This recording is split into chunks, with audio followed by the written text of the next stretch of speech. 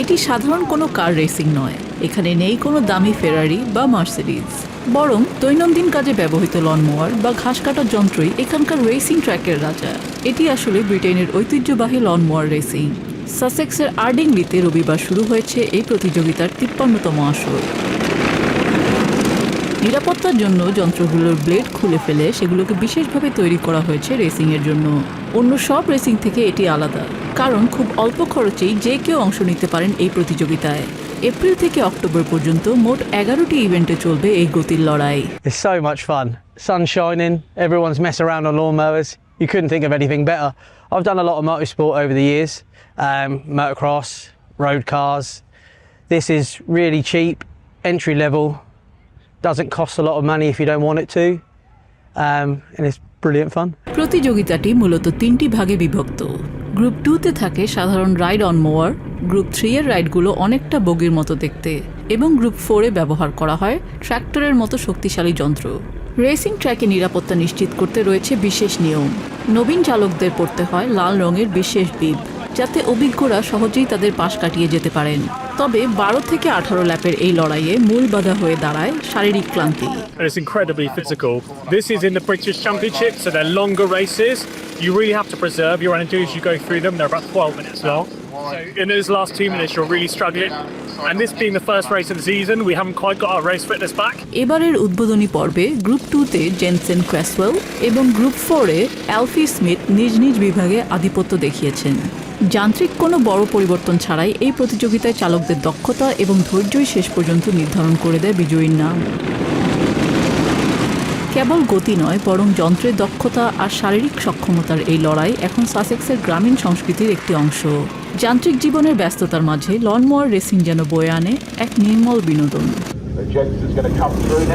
Nijiya Jami, TVN 24 news desk.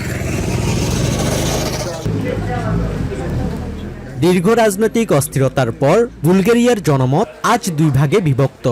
রবিবার সোফিয়ার বিভিন্ন vote কেন্দ্রে ভোটারদের উপস্থিতি ছিল চোখে পড়ার মতো। জরিপে এগিয়ে থাকা রুমেন রাদেভ প্রতিশ্রুতি দিয়েছেন তিনি দুর্নীতিমুক্ত এবং স্থিতিশীল এক সরকার উপহার দেবেন। তবে তার রুশপন্থী অবস্থান নিয়ে আন্তর্জাতিক রাজনীতিতে নতুন করে শঙ্কা তৈরি হয়েছে। রাদেভ অবশ্য এটাকে প্রয়োজনীয় কূটনীতি হিসেবে দেখছেন। রাশিয়ার সাথে ব্যবহারিক সম্পর্কের ওপর জোর দিচ্ছেন তিনি। I hope that we will develop practical relations with Russia based on mutual respect and equal treatment. This is our approach to Russia.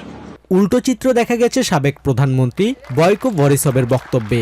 তিনি নিজেকে ইউরোপের রাজনীতির কেন্দ্রবিন্দুতে দেখতে চান এবং ইউক্রেন ইস্যুতে তার অবস্থান অত্যন্ত স্পষ্ট ও ইউরোপিয়ানপন্থী। ইউক্রেনে যা ঘটছে তা ইউক্রেনিয়ান এবং পুরো ইউরোপের জন্য ভয়াবহ। বুলগেরিয়া আজ ইউরোপের মূল স্রোতের সাথে যুক্ত। আমাদের দেশ এখন ইউরোজোনের অংশ। আমি চাই ইউরোপের মাঝে শক্তিশালী হয়ে উঠুক বুলগেরিয়া।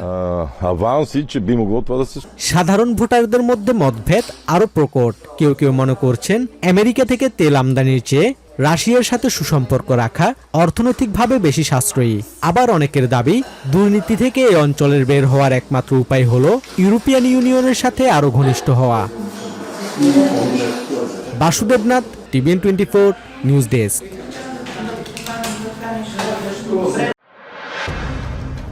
ধ্বংসস্তূপের মাঝে হারানো অস্তিত্বের খোঁজ আর নতুন করে বেঁচে থাকার লড়াই। দীর্ঘ প্রতীক্ষার পর 10 দিনের সাময়িক যুদ্ধবিরতি কার্যকর হতেই অনিশ্চিত ভবিষ্যতের শঙ্কা নিয়ে চেনা ভিটায় ফিরছেন বাস্তুচ্যুত লেবাননবাসী। শনিবার নাবাতিয়ে শহর সীমান্ত সংলগ্ন গ্রামগুলোতে দেখা যায় ঘরে ফেরা মানুষের দীর্ঘ সারি। দক্ষিণ লেবাননের তাওর দেবোবা গ্রামে নিজের ধ্বংস হয়ে যাওয়া বাড়িতে ফিরে এসেছেন 60 বছর বয়সী জাহরা ঈদ। যুদ্ধের প্রথম 3 দিন মেয়েকে নিয়ে পালিয়ে বাঁচলেও ফিরে এসে পেয়েছে নিজের বিধ্বস্ত বাড়ি। ভাঙা দেয়াল আর ধ্বংসস্তূপের নিচ থেকে নিজের শেষ সম্বল আর স্মৃতিগুলো খুঁজে বের করার চেষ্টা করছেন তিনি। আমি ঘর ছাড়া হয়েছিলাম, এখন ফিরে এসেছি নিজের জিনিসপত্র খুঁজতে। ধ্বংসস্তূপের নিচে কোনো স্মৃতি বেঁচে আছে কিনা তাই হাতড়ে দেখছি। আমার নিজের বলতে এখন আর কোনো ঘর নেই। ধ্বংসস্তূপের নিচে আমার স্বামীর এই ছবিটা খুঁজে পেয়েছি। এটুকুই এখন আমার সম্বল। সৃষ্টিকর্তাকে ধন্যবাদ, সব হারিয়েও আমরা বুক ফুলিয়ে নিজেদের শহরে ফিরতে পেরেছি। একই চিত্র দেখা যায় নাবাতিয়ে শহরের বাসিন্দা দারিন হামজার ক্ষেত্রেও। যুদ্ধের তাণ্ডবে নিজের সাজানো ঘরটি ক্ষতিগ্রস্ত হলেও এখন সেই ভাঙা দেয়ালের মাঝে ফিরে এসেছেন তিনি। চরম অনিশ্চয়তার মাঝেও সেখানে শুরু করছেন নতুন করে বেঁচে থাকার সংগ্রাম। পৈতৃক ভিটে হারানোর গভীর শোক ভুলে নিজের বিধ্বস্ত আঙিনাতেই নতুন করে ঘর গোছানোর সংকল্প তার। আমি এখন জিনিসপত্র গুছিয়ে নিচ্ছি। যদি পরিস্থিতির আরো অবনতি হয় তবেই হয়তো চলে যাওয়ার কথা চিন্তা করব। প্রয়োজনীয় জিনিস নিয়ে আমি এখানেই থেকে যাওয়ার সিদ্ধান্ত নিয়েছি।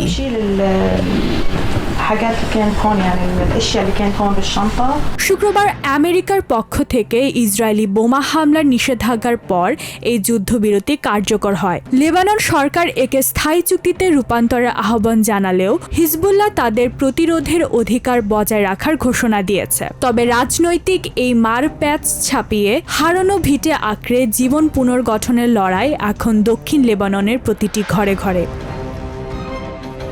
ইরশাদ জাহান, টিভিএন 24 নিউজ ডেস্ক।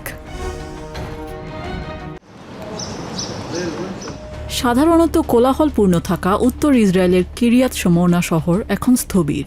লেবাননের সাথে যুদ্ধবিরতির প্রতিবাদে রবিবার এখানে কোনো দোকানপাট খোলেনি, শিক্ষা প্রতিষ্ঠানগুলোও তালাবদ্ধ। 16 এপ্রিল থেকে কার্যকর হওয়া 10 দিনের যুদ্ধবিরতিকে পরাজয় হিসেবেই দেখছেন এখানকার স্থানীয়রা। তাদের মতে হিজবুল্লাহর রকেট হামলা থেকে স্থায়ী সুরক্ষা না দিয়ে এই বিরতি কেবল উত্তর সীমান্তকে আরও অনিরাপদ করে তুলবে। বর্তমানে যে যুদ্ধবিরতি চলছে তা আমাদের জন্য চরম হতাশার। একদিকে মানুষ একটু শান্তিতে থাকতে চায়, কিন্তু অন্যদিকে কিছুই অর্জিত না হওয়ায় সবাই ক্ষুব্ধ। এটি কেবল একটি সাময়িক বিরতি এবং কয়েক সপ্তাহ বা মাস পরেই আবার যুদ্ধ শুরু হতে পারে। আমরা জানি না কবে এই এলাকায় শান্তি ফিরবে, কিন্তু আমরা চাই সরকার যেন সীমান্তে নিরাপত্তা নিশ্চিত করতে আরও দৃঢ় প্রতিজ্ঞ হয়। উত্তরাঞ্চলের এই অসন্তোষের মাঝেই উত্তাল হয়ে উঠেছে তেল আভিভ। মেমোরিয়াল ডের আগে হাবিমা স্কোয়ারে জমায়েত হন কয়েকশো বিক্ষোভকারী। তাদের অভিযোগ, বর্তমান সরকার 7 অক্টোবরের ব্যর্থতা আড়াল করার চেষ্টা করছে। দ্য ডে অফ ফরগেটিং শিরোনামে আয়োজিত এই সমাবেশে প্রধানমন্ত্রী বেঞ্জামিন নেতানিয়াহুর পদত্যাগ এবং নিরপেক্ষ তদন্ত কমিটি গঠনের দাবি তোলা হয়। 2023 সালের 7 অক্টোবর হামাসের আকস্মিক হামলায় এক ভয়াবহ ট্র্যাজেডির সাক্ষী হয় ইসরায়েল। বিক্ষোভকারীদের মতে সেই হামলায় ইসরায়েলি গোয়েন্দা ও সামরিক ব্যর্থতার কারণে 1200 মানুষ প্রাণ হারিয়েছেন। তার দায় এড়িয়ে বর্তমান সরকার কেবল ক্ষমতা টিকিয়ে রাখতেই যুদ্ধের মেয়াদ বাড়িয়ে চলেছে। এত বড় হত্যাকাণ্ডের পরও যারা দায়িত্বে ছিলেন তারা এখনও স্বপদে বহাল আছেন। বেঞ্জামিন নেতানিয়াহু এবং তার সহযোগীরা চান মানুষ সেই বিভীষিকা ভুলে যাক, কিন্তু আমরা কখনোই তা হতে দেব না। আমরা এই রাষ্ট্রের কাছে সত্য জানতে চাই এবং একটি নতুন নেতৃত্ব চাই, যারা আমাদের সুন্দর ভবিষ্যৎ উপহার দেবে। বিক্ষোভকারীরা বলছেন, ইরান ইসরায়েল যুদ্ধের আগে থেকেই তারা অরাজনৈতিক তদন্তের দাবি জানিয়ে আসছিলেন। তাদের আশঙ্কা, সরকারি কমিশন কেবল 7 অক্টোবর ট্র্যাজেডিকে ধামাচাপা দিয়ে রাজনৈতিক স্বার্থ রক্ষা করবে। সমাবেশে নিহতদের স্মরণে পতাকা অর্ধনমিত রাখা হয় এবং ক্ষতিগ্রস্ত পরিবারের সদস্যরা পুষ্পস্তবক অর্পণ করেন। তাদের দাবি, শান্তি ও ন্যায় বিচার নিশ্চিত করতে বর্তমান প্রশাসনের জবাবদিহিতা বাধ্যতামূলক। সমাবেশে অংশ নিয়ে জনপ্রিয় অভিনেতা চাকি হালেভিও স্বচ্ছতার দাবি জানান। স্মৃতিকে বিকৃত করার বা সরকারের স্বার্থে ব্যবহার করার সুযোগ আমরা দেব না।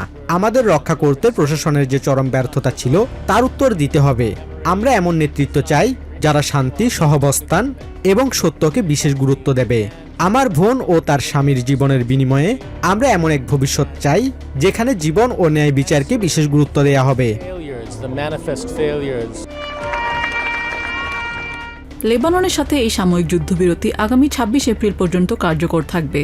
তবে উত্তর সীমান্তে যুদ্ধের অবসান আর তেল আভিভের রাজপথে রাজনৈতিক সংস্কারের দাবি, এই দ্বিমুখী চাপের মুখে নেতানিয়াহু সরকার এখন এক অভ্যন্তরীণ চ্যালেঞ্জের মুখোমুখি।